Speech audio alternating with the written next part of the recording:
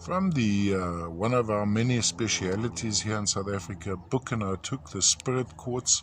Not very large, maybe a triple thumbnail, yet what drew me to this one was the oddest color.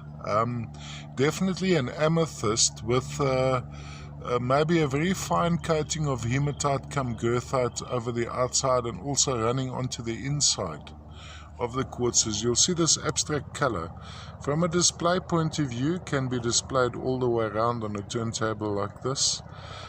Telltale to this deposit, very typical, let's just see on the cross section, would be a core central quartz crystal, so one generation of quartz which had this blanket of quartzes growing around it at a later stage.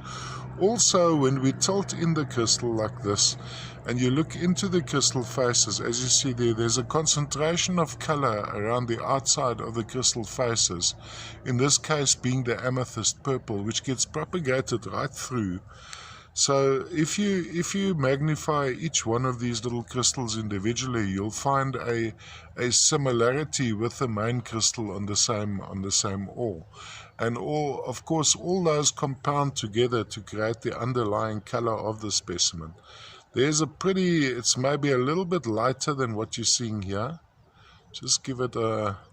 I've actually figured out my challenge in photographing these is often the main crystal almost dies in the assemblage of the smaller crystals. So what you should look for is always a prominence of main crystal jutting out from the rest. Lovely, bright, lustrous little guy, not very large, but a very, very odd color. Now from this deposit you have many forms of quartzes and also many colors, so highly collectible as a deposit or as a Buchenhout hook per se. Nice for quartz collection, all the way from South Africa.